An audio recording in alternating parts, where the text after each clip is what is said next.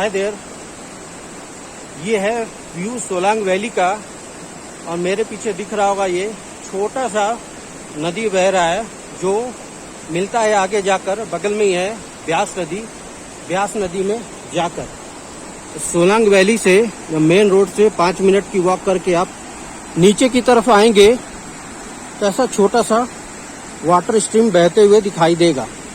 और ये चारों तरफ का व्यू है कुछ इस तरह का सोलांग वैली का। और सामने जो दिख रहे हैं वो कैंप है स्टे करने के लिए। गर्मियों के दिनों में कैंपिंग लगती है यहाँ पर। और उस तरफ दूर की तरफ जो दिखाई दे रहा है ऊंची ऊंची बिल्डिंगें बनी हुई है, वो सारे गेस्ट हाउस और होटल हैं स्टे करने के लिए। और उस तरफ है रोपवे एंड स्की सेंटर, यहाँ पे एडवेंचरस स्पोर्ट्स एक्टिविटी होती है सोलांग वैली में। यहाँ से ज़्यादा दूर नहीं है वो, जहाँ मेन अट्रैक्शन पॉइंट होता है टूरिस्ट का। 500 मीटर की दूरी है, 10 मिनट वॉक करके आप वहाँ पर पहुँच सकते हैं। तो सोलांग वैली में यदि रुकने की इच्छा हो, स्टे करना चाहते हैं, तो यहाँ पर गेस्ट हाउसेस भी हैं, अच्छे खासे बड़े होटल भी है यहाँ पर। जैसा दिख रहा होगा सामने, इस तरफ भी हैं, इस तरफ भी हैं, कैंप की भी सुविधा है। और यहाँ से नज़ारे बहुत ही ब्यूटीफुल दिखाई देते हैं। वो देखिए सामने माउंटेन का व्यू बहुत ही खूबसूरत दिखाई दे रहा है। और आगे की तरफ भी कैंप लगा हुआ है रेड कलर का। इधर कैंप का खाने की जगह है, रेस्टोरेंट है, ढाबे हैं। इस तरफ गेस्ट हाउसेस हैं। आगे की तरफ घोड़ा बोलो या खच्चर बोलो, जो भी बोल लो, घास खा रहे हैं, घास चर रहे हैं। तो यहाँ पर ब्यूटीफुल लोकेशन दिखाई देगा, साथ ही साथ पीसफुल जगह है बिल्कुल। तो यदि आप मनाली विजिट कर रहे हैं और पीसफुल जगह में स्टे करने का ऑप्शन है आपके पास, रहना चाहते हैं पीसफुल जगह में, और ख़ासकर सोलांग वैली में रहो तो अलग ही बात है, क्योंकि यहाँ से नज़ारा मनाली का बहुत ही अच्छा दिखाई देता है।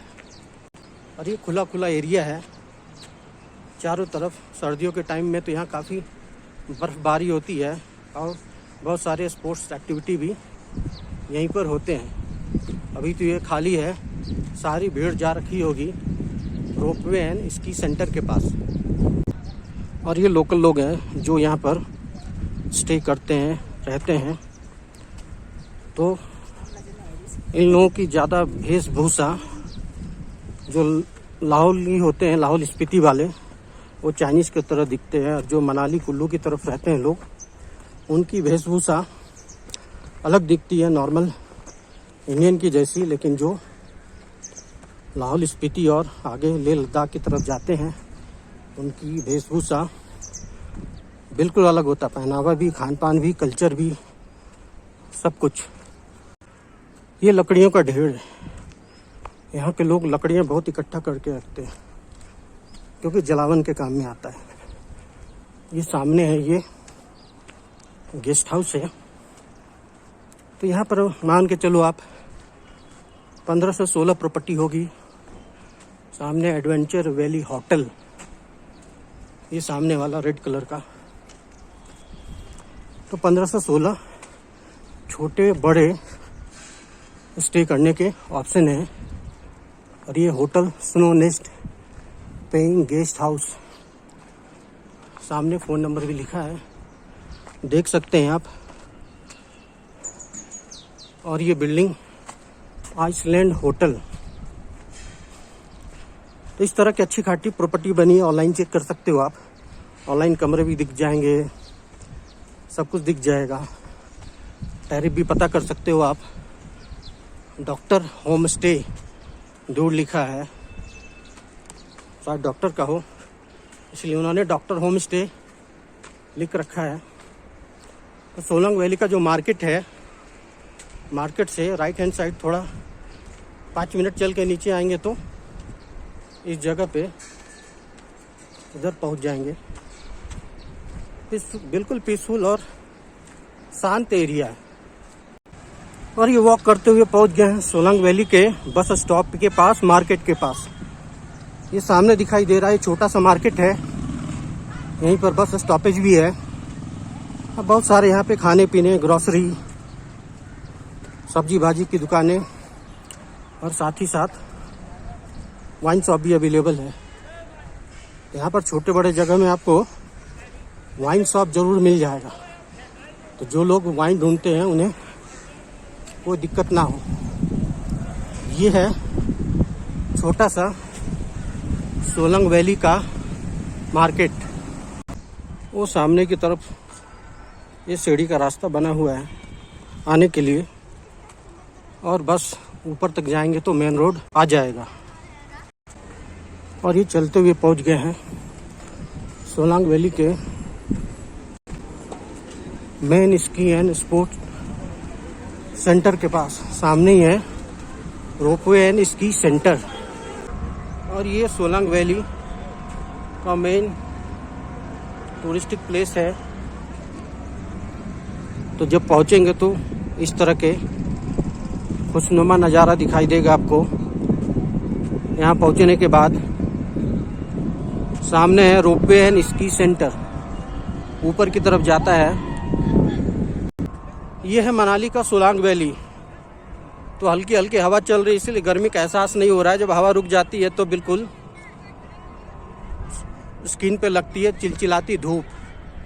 तो चारों तरफ के नज़ारे देखिए, इस तरह का है मनाली के सोलांग वैली का। और सामने जो देखेंगे आप, दूर जूम करके दिखाता हूँ, वो बर्फ़ की चोटी पर अभी भी बर्फ़ जमी हुई है। जो बर्फबारी हुई थी विंटर के समय में, मार्च तक तो यहाँ पर बर्फबारी होते रहती है, तो उसी का बर्फ़ यहाँ पर दिखाई दे रहा है। और ये सामने देखिए पैराग्लाइडिंग लोग करते हुए, और नीचे है पैराग्लाइडिंग लैंडिंग पॉइंट, जहाँ पे वो लैंड कर जाएंगे। फ्लैट सरफेस है तो लैंडिंग पॉइंट के लिए इस तरह की जगह काफ़ी बेहतर होती है, जहाँ पर आसानी से लैंड किया जा सकता है। और ये जिस तरह का ढलान है आपको दिख रहा होगा ऊपर से नीचे की तरफ, तो विंटर के समय में बहुत मस्त माहौल होता है। सफ़ेद सफ़ेद बर्फ़ जमी रहती है और लोग स्कीइंग और स्केटिंग का भरपूर लुत्फ़ उठाते हैं, मज़े लेते हैं यहाँ पर। लेकिन गर्मियों के समय में ज़्यादा भीड़ होती है, क्योंकि दिल्ली और उस तरफ के एरिया में इतनी गर्मी होती है, आसपास के राज्यों में, कि सारे यहाँ पर आ जाते हैं घूमने के लिए। दिन में गर्मी होती है 4 बजे तक। 4 बजे के बाद मौसम ठंडा हो जाता है, मतलब खुशनुमा हो जाता है, इस तरह का है।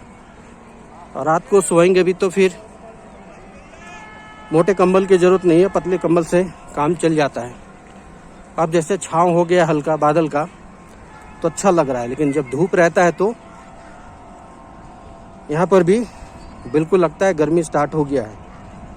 तो यहाँ पर भी मान के चलो पीक सीजन मई जून गर्मियों का यहाँ पर भी ठीक ठाक रहता है। अगस्त के बाद यहाँ पर बारिश फिर आ जाती है, बारिश स्टार्ट हो जाती है। तो सोलांग वैली आएंगे आप तो इस तरह के नज़ारे आपको मिलेंगे देखने के लिए। रोपवे जो है यहाँ पर बहुत महंगा है, 700 रुपये चार्ज करते हैं ऊपर जाने का और आने का। I think it is very costly है, कम होना चाहिए चार्जेज। चूँकि ये सरकारी रोपवे है फिर भी कॉस्टली है। लेकिन टूरिस्ट है, पैसा खर्च करते हैं तो फिर वो घूम सकते हैं। बाकी स्पोर्ट्स दूसरे राइड करेंगे, याक राइड करेंगे तो 200 में कर लेंगे, 100 रुपये में कर लेंगे बार्गिन करके। तो बार्गिन करना यहाँ बिल्कुल ना भूलें। जिनसे आप बार्गिन कर सकते हैं उन्हीं के साथ किया जा सकता है, सबके साथ नहीं किया जा सकता।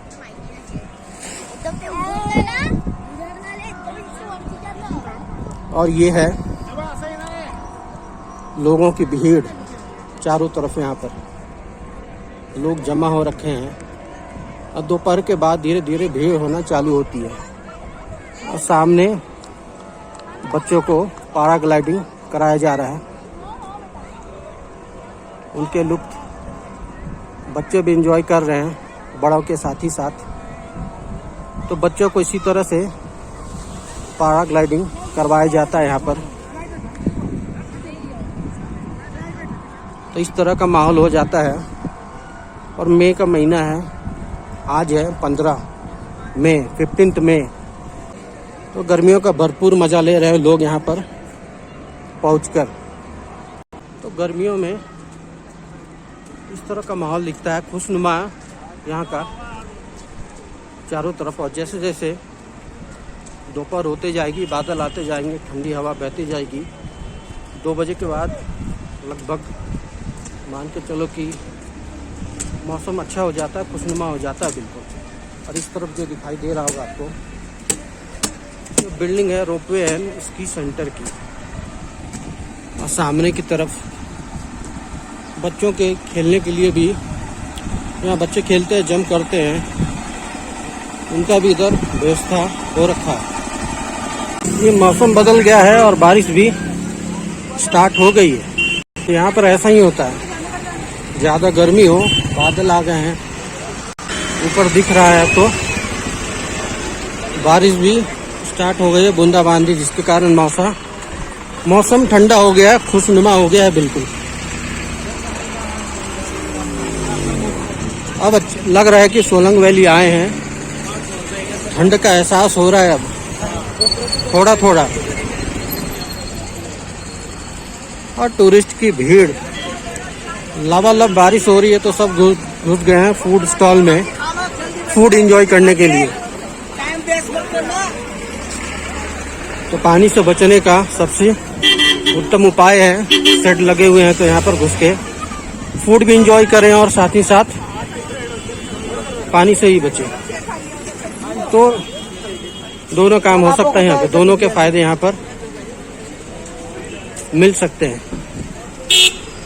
गाड़ियों के एकदम बहुत अच्छी खासी भीड़ हो रखी है। सामने बेचा जा रहा है local seasonal food, strawberry and ये बेरी है। तो यहाँ के लोकल फूड हैं और इस तरह का अच्छा माहौल है।